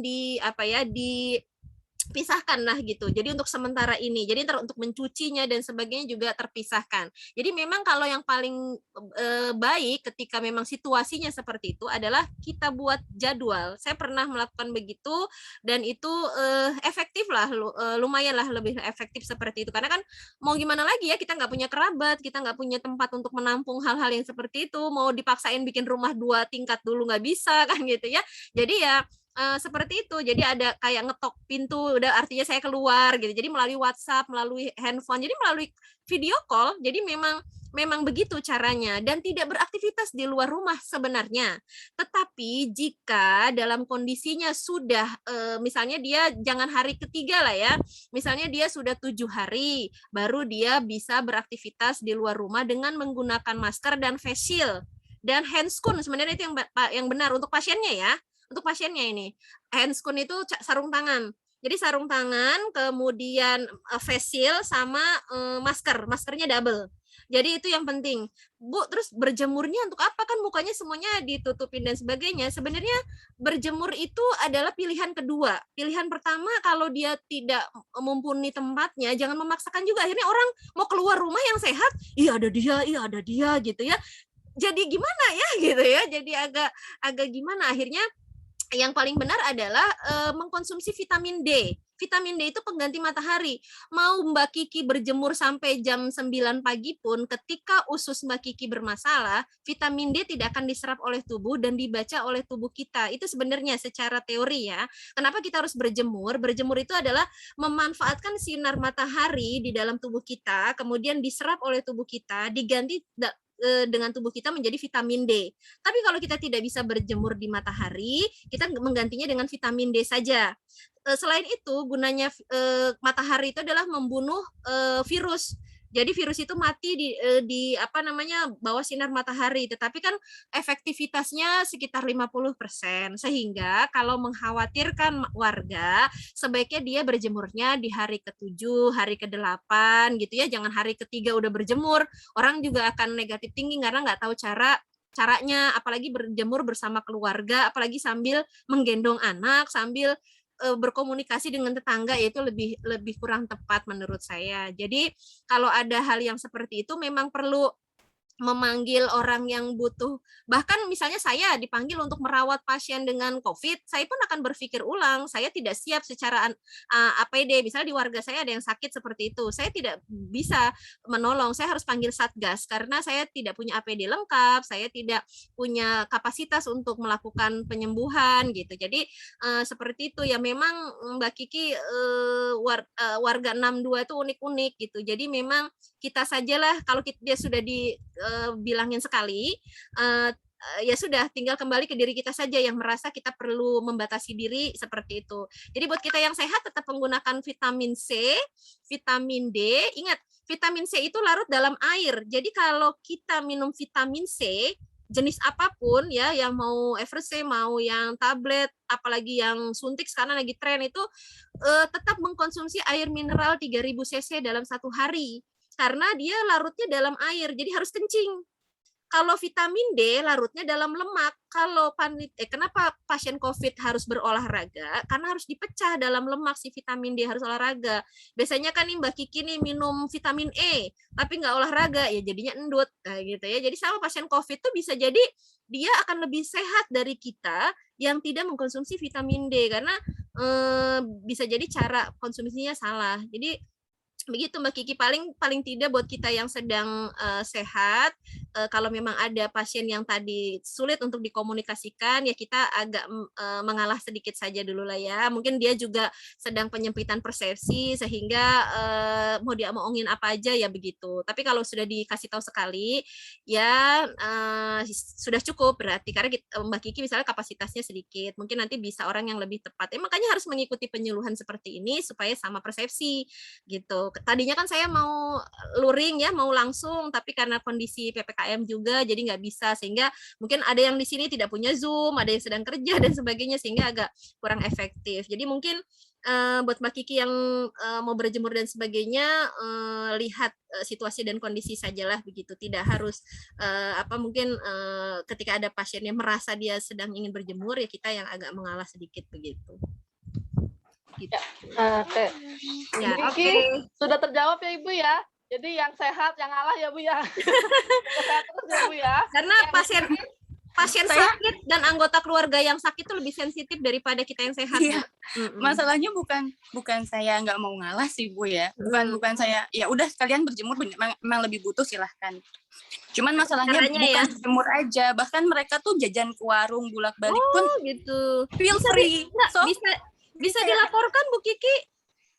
Lah itu dia, saya kan jadi gimana ya Bu ya, tapi ya Nggak udahlah. apa-apa. Jadi mungkin gini ya Bu Santi ya, di RW biar kita juga misalnya bukannya kita terserah percaya nggak percaya COVID, tapi sih buat saya penyakit itu ada, mau flu aja kalau kita flu pakai masker, bukan yang sehat yang pakai masker, yang sakit yang pakai masker gitu. Jadi harusnya memang ada sosialisasi lagi gitu ya, karena kita dapat laporan kan, itu penting ya gitu. Jadi jangan yang dilaporin juga jangan itu tuh ngelaporin, gitu. Jangan begitu. Ya memang perlu ada sekali kita ketemu gitu ya, sekali kita ada seperti hal-hal seperti ini supaya tahu gitu bahwa penggunaan masker itu bukan hanya pasien COVID, kita lagi flu aja harus pakai masker karena droplet.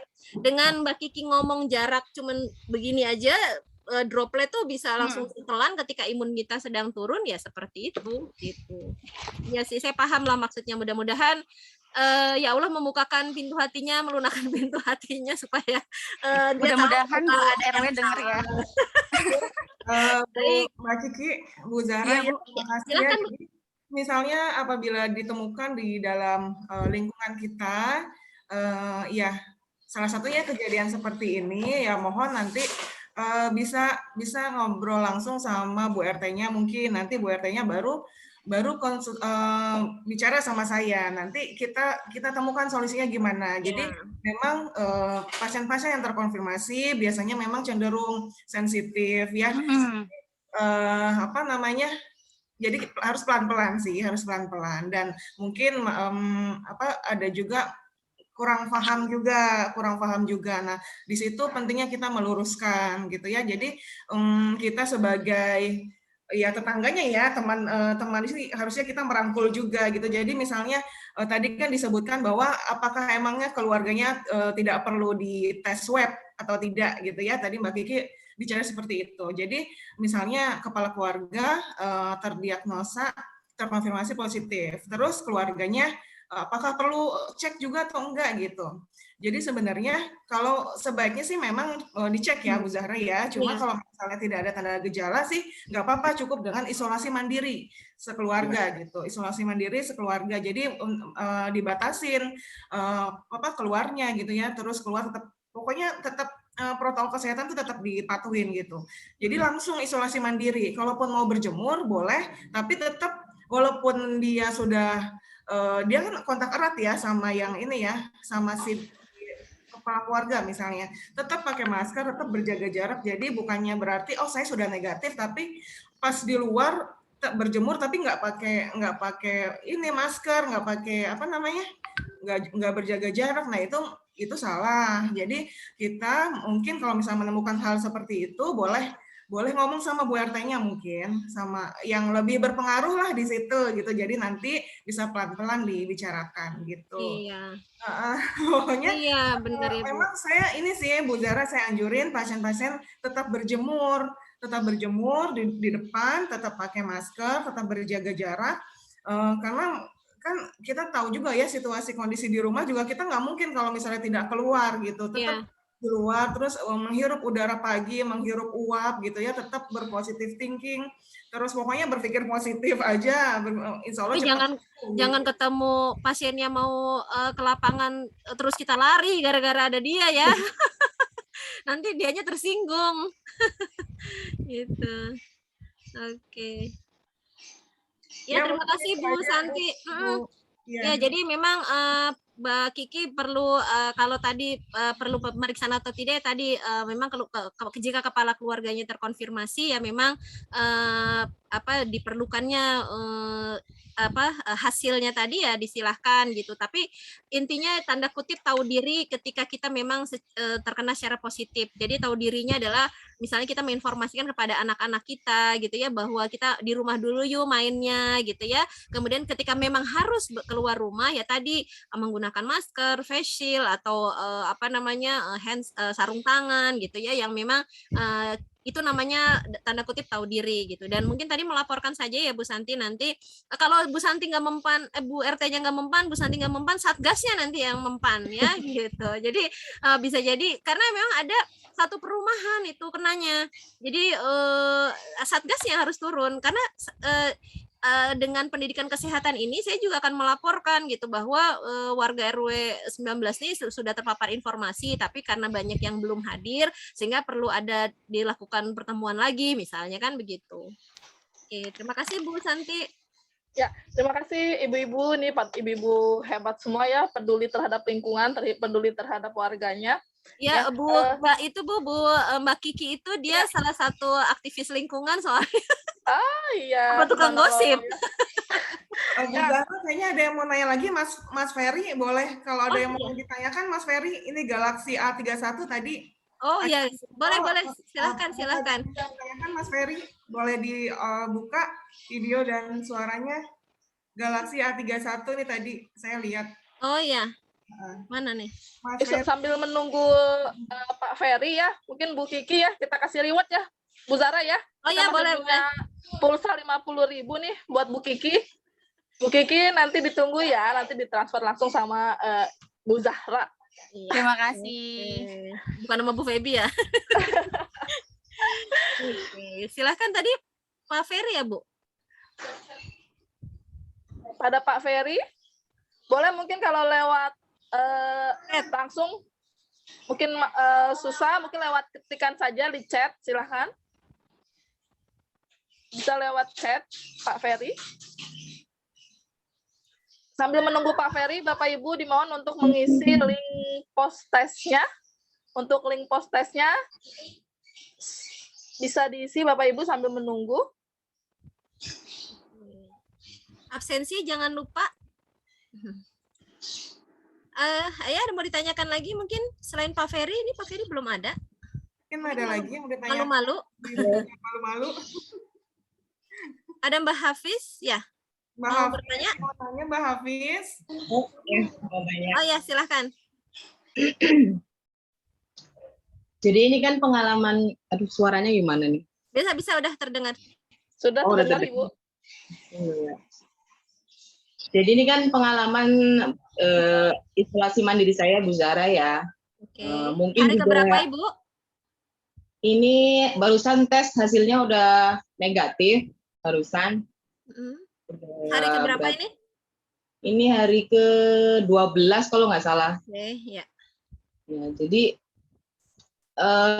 bapaknya itu kan awalnya itu bilang kerja itu kan kecapean, terus demam 2 harian, terus di istirahat di rumah, terus sembuh, maksudnya udah mendingan, mau kerja harus swab dulu, ternyata positif, akhirnya isolasi mandiri gitu kan. Nah, awalnya saya juga nggak ini ya, belum siap karena kan harus ngatur anak, ngatur semuanya lah. Saya juga lagi hamil, jadi ngedrop, terus kondisinya ya, jadi kaget lah ya, nggak siap lah, nggak ngerti, maksudnya nggak percaya lah, nggak mungkin masa kena COVID ya. Padahal saya juga sebelumnya itu nemenin teman-teman yang kena COVID, alhamdulillah nggak kena, nggak apa-apa kok, sehat gitu.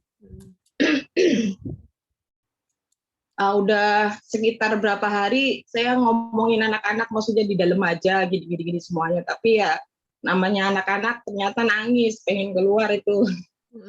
Jadi agak ngaturnya itu agak repot ya. Dan ternyata pas anak-anak udah nggak tahan, bapaknya udah sembuh, keluar rumah gitu, Bu. Nah, ini yang tadi yang kata Mbak Kiki bilang, yang sebutan tadi mungkin saya. Oh. Bukan Mbak Hafiz, banyak, bukan Mbak Hafiz. Nah kan kebetulan khususnya di RT 2 banyak ya Mbak Hafiz sebenarnya. Apalagi di gang Mbak Hafiz kan juga ada sekitar 3 orang ya berarti. 2 atau 3 orang Iya, gitu kan. alhamdulillah udah positif semua. Iya, udah positif. Iya. Nah, jadi memang agak sulit ke anak-anak, maksudnya udah dikasih tahu, maksudnya saya juga udah ngomongin ke suami, tolonglah jangan kelamaan di luar, nggak enak sama yang sehat. Gitu. Tapi kan bapaknya juga butuh, memang di dalam itu cukup stres, cukup kadar oksigen juga rendah ya, terus karena hamil juga, jadi ngedrop juga, makin ngedrop gitu, anak-anak tambah rewel, tambah nggak terkendali akhirnya ya begitulah kondisinya gitu. Jadi itu mohon sarannya atau masukannya buat saya dan keluarga gitu Bu Zahra. Iya, baik. Ya, terima kasih pada Mbak Hafiz yang sudah bersedia untuk bercerita. Kalau Mbak Hafiz sendiri ada gejala? Kebetulan karena saya capek ngurusin suami ya kan, awal-awal juga lumayan repot ya sama anak-anak. Saya agak ngedrop, jadi batuk. Karena hamil saya juga bingung mau minum obat apa, kan bahaya juga ya. Jadi minum yang banyak sama makan yang banyak dipaksain, akhirnya ya alhamdulillah udah sembuh sih. Oke. Ya memang kondisinya isolasi mandiri di perumahan itu adalah kondisi yang memang dalam arti memaksakan gitu, karena ya tadi yang saya bilang, kita punya anak, kita punya keluarga yang ininya beda-beda ya, ada yang mungkin anaknya bisa dikasih tahu, ada yang bisa mungkin ya udah ibunya isolasi mandiri di rumah neneknya, di rumah kerabat yang memang tidak terpatok, ke hotel atau ke rumah sakit dan sebagainya. Ya memang itu kondisional, tetapi mungkin butuh penjelasan, butuh komunikasi gitu ya. Jadi pada pasien dengan yang isolasi mandiri di rumah itu, dengan adanya anak-anak, kenapa sebenarnya COVID itu jarang sekali terjangkit pada anak-anak, karena gejala yang memang penyertanya di orang dewasa adalah karena imun orang dewasa itu lebih lemah sebenarnya dibandingkan anak-anak, karena tidak murni COVID sebenarnya. Kalau secara saya baca penelitian di Cina itu, kenapa orang dewasa yang hampir rata-rata kena, karena mereka punya pertama imun yang lemah. Contoh saja, bisa jadi ya Bu Hafiz, si bapak itu bukan COVID tapi hanya flu biasa, tapi ketika melakukan PCR halnya bisa menjadi positif. Begitu juga dengan Mbak Hafiz. Tapi kita kan di Indonesia mau nggak mau dengan hasil itu yang bisa menunjukkan gitu ya. Tapi kan warga juga nggak mau tahu gitu ya. Pokoknya dia positif COVID, anaknya main, anak gue kena gitu ya. Itulah persepsi warga. Jadi memang kalau hal yang seperti itu dan resiko terjadi ada tanda kutip keributan di tetangga, ya mungkin dikomunikasikan. Misalnya kita kasih tahu saja. Jadi jangan kita keep buat ini juga warga Sakura yang nanti ada positif harus dilaporkan kepada RT dan RW supaya kita bisa jaga-jaga keluarganya, kita bisa juga empati terhadap keluarga. Misalnya Mbak Hafiz positif, apakah Mbak Hafiz logistiknya cukup, karena Mbak Hafiz nggak boleh keluar kan gitu ya. Apalagi saya baru tahu malah Mbak Hafiz hamil kan gitu ya.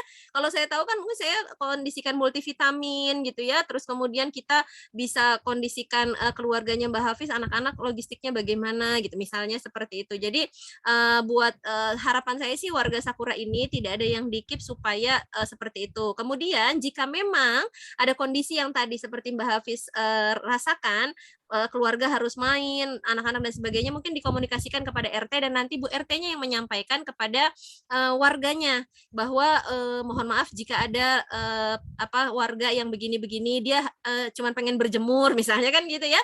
Tetangga saya juga ada kan, di gang saya juga ada beberapa ya sama berjemur, tapi ya saya langsung, apakah saya langsung lari ada dia keluar rumah kan, enggak ya, tetapi saya dukung, saya support. Sebaiknya berjemurnya karena masih bisa di depan rumah, masih ada matahari, ya sok di depan rumah aja. Kalau misalnya emang di lapangan bisa, anaknya jangan ikut, pakai bangku, dia duduk di sana, dan kalau ada orang yang datang ya segera, misalnya sudah banyak anak-anak ya segera selesaikan, masuk ke rumah lagi gitu. Jadi memang semuanya perlu dikomunikasikan ya, tadi antara Mbak Hafiz atau mungkin tadi pertanyaan Mbak Kiki nyambung ke sana gitu, dan mungkin nanti bisa disampaikan kepada Ibu RT-nya gitu. Karena pasien COVID ini bukan hal yang sekarang perlu kita takuti, tapi yang kita takuti adalah ketika Nazubillah min dzalik ya, ada salah satu tetangga kita yang tiba-tiba meninggal di dalam rumah, tidak tahu sakitnya apa. Nah itu yang kecolongan, itu yang nggak boleh gitu. Jadi itu harus kita komunikasikan. Mungkin begitu Mbak Hafiz ya. Alhamdulillah kalau begitu, kalau sudah sehat, selamat kepada Mbak Hafiz yang juga sedang hamil. Tetap jaga-jaga kesehatan. Minum vitamin C-nya Mbak Hafiz ya. Bu Zahra izin mau Udah dari Bu sesuatu boleh? Iya silahkan. Gini, saya minta maaf nih sama Mbak Hafiz nih kalau misalnya pertanyaan saya menyinggung, karena sebenarnya di sini ada banyak sih Mbak, beberapa orang, bukan cuma satu atau dua. Jadi saya minta maaf kalau memang pertanyaan saya bikin Mbak Hafiz menyinggung atau jadi kepikiran atau sakit hati. Saya minta maaf, ini benar-benar nggak ada personal. Ini emang kayak saya peduli sama lingkungan saya, sama jadi sama anak saya. Jadi kan capek gitu Mbak, maksudnya ini udah lebih dari 1 tahun kayak gini, terus juga ya jadi bingung aja gitu. Jadi kalau misalnya ada yang nggak taat atau yang seenaknya, itu jadi kesel sendiri gitu. Anak saya juga nggak bisa sekolah, nggak bisa main, itu kan capek gitu. Jadi saya juga nanya ke Bu Zahra itu konteksnya, emang saya mau meluruskan apakah boleh, terus juga gimana caranya biar kita tuh bertetangga tuh bisa saling bantu, bisa saling jaga, bisa saling support gitu. Ya gitu aja sih, kan saya juga udah pernah bilang sama Mbak Hafiz kan, kalau Mbak Hafiz ada apa-apa, chat saya, butuh apa chat saya pasti bantu, saya ada di rumah, saya nggak kemana-mana, mobil juga ada, saya juga supir kemana-mana, saya nyetir, saya siap nganter. Jadi ya itulah intinya, bukan untuk satu orang tapi untuk semuanya gitu. Gitu aja sih. Jadi sorry Mbak Hafiz kalau benar-benar menyinggung, saya minta maaf. Tapi ini kebetulan depan rumah ya, jadi agak begitu. Jadi nggak suasananya memang nggak enak lah. Jadi juga saya udah ada corona, udah suasana rumah nggak enak, nggak kondusif kan, jadi ya gimana gitu. Gitu aja sih. Makasih. Thank you ya. Iya, ya pokoknya intinya kita tetap berempati terhadap tetangga yang sedang mengalami kesulitan, mau COVID tidak COVID, tapi harus komunikasi, karena kita kan nggak tahu, apalagi saya punten misalnya jarang sekali ada di rumah, tiba-tiba udah ada pasien COVID lagi di tetangga saya, itu menjadi saya sebagai pelayanan kesehatan juga merasa bertanggung jawab. Ini adalah salah satu bentuk tanggung jawab saya terhadap perumahan saya sendiri gitu. Mudah-mudahan dengan yang seperti ini kita bisa ada sosialisasi hidup sehat season 2 yang bisa diikuti minimal 1 RT, maksimal itu semua warga RW 19 gitu. Jadi akhirnya tidak menyinggung pada satu orang begitu ya, harapannya menyinggung kepada semuanya, tanda kutip menyinggung supaya kita menjadi lebih baik gitu. Oke, mungkin begitu Bu Feby. Ya, oke. Ya, alhamdulillah sudah clear ya, ibu-ibu. Nih ibu-ibu hebat semua di sini, luar biasa. Satu sama lain saling menjaga, saling memperhatikan ya. Karena kalau bukan kita ya siapa lagi, terus terang ya. Saudara jauh ya, yang terdekat adalah tetangga kita. Ya, mungkin sudah jam 12.05 ya. Mungkin acara kita sudahi sampai di sini. Ibu-ibu yang sudah mengisi link post-test, saya ucapkan terima kasih. Yang belum mohon diisi. Dan kebetulan nih Bu Zahra menyediakan banyak sekali door prize, nanti akan dikirim semua dapat dari Bu Zahra ya ibu-ibu ke rumah ibu-ibu ya. Nanti silakan dinikmati door prize-nya, kebetulan bisa untuk dikonsumsi ya biar jadi lebih sehat gitu ya. Oh ya, Bu, untuk pengumuman yang simulasi bagaimana, Bu? Oh ya, betul, untuk simulasi tadi sudah ada. Simulasi siapa ya, Bu? Bentar ya. Kurtusi, siapa pemenangnya? Ya, silakan Bapak Kurtusi.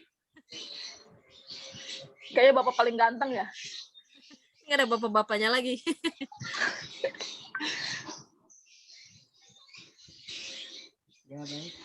Oh, suaranya nggak kedengeran ya, Kurtusi ya? Oh, ini ada simulasi nih namanya. Mungkin kita bantu aja. Ya. Pak Kurtusi, pemenangnya adalah yang pertama Ibu Putri Rahma Fadila, yang kedua Ibu Medina Rizky, dan yang ketiga Ibu Indi Paranadwi. Oke. Ya, jadi selamat ya Bu Sisi, tadi Mbak Kiki dan Mama Indi. Nanti dapat hadiahnya apa itu, Bu? BMW nggak apa-apa Bu saya. Ya, kuncinya dulu deh.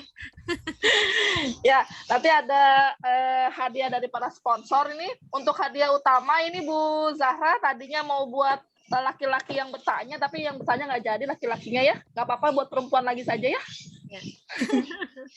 Oke, kepada yang hadiah utama ini tadi kita lihat dari pretestnya, dari berarti pretest yang menjawabnya paling cepat dan paling benar ya Bu ya, paling besar nilainya ya.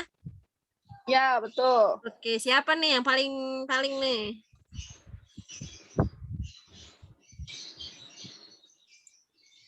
Sebentar, untuk pretestnya.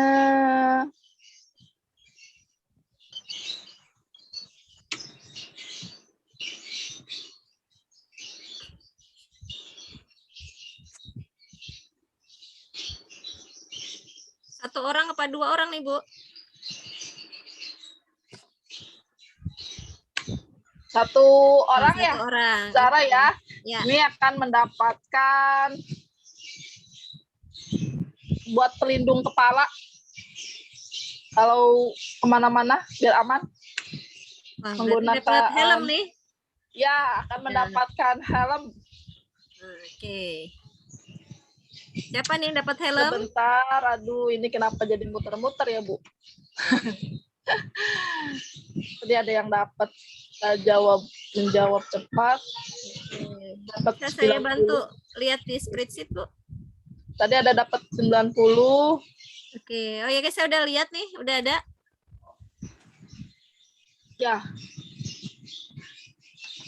Udah ada Bu? Belum muncul Bu. Oke, saya aja boleh? Boleh Ibu, silakan.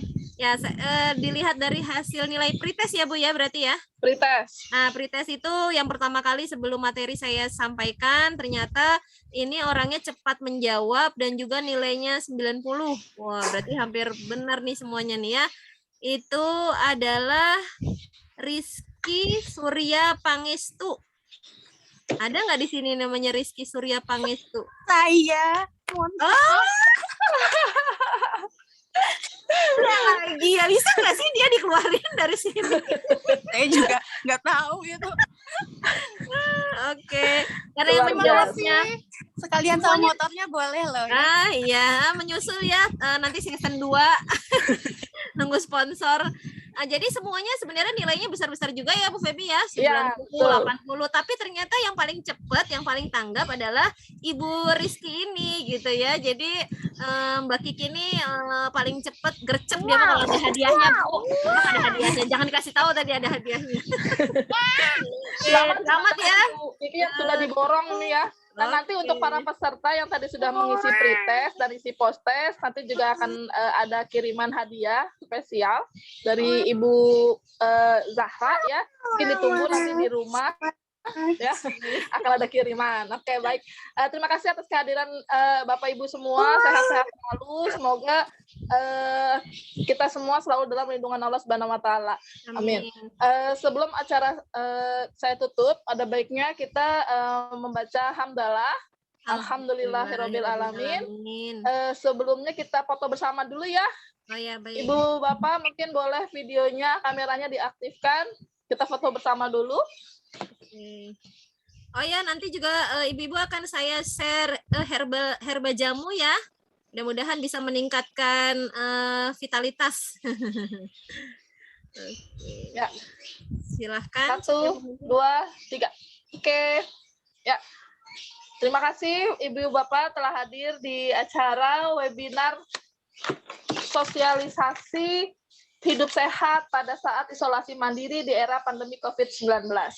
Ya, saya selaku moderator mohon maaf atas kesalahan ucap. Wassalamualaikum warahmatullahi wabarakatuh. Waalaikumsalam warahmatullahi wabarakatuh. Terima kasih Bu Santi. Terima kasih ibu-ibu semuanya. Bu Susi. Oh, Bu Susi walaupun udah jadi warga lain masih tetap cinta. Oke, terima kasih semuanya ya. Oke. Makasih Bu Febi, Turtusi. Terima kasih Bu Zahra. Terima kasih. Jangan lupa panitianya juga absen, ntar nggak dikasih helm. Siap. Nanti jamu herbalnya boleh dikirim-kirim juga lah. Mbak Ida, makasih Mbak Ida, Mbak Hafiz. Dan yang lain ini Bu Ayu, nggak kelihatan nih wajahnya nih. Oke. Ya, izin live ya Bu Zahra. Ya, silahkan. Bu sehat-sehat semua. Ya, ada salam sehat semuanya. Assalamualaikum.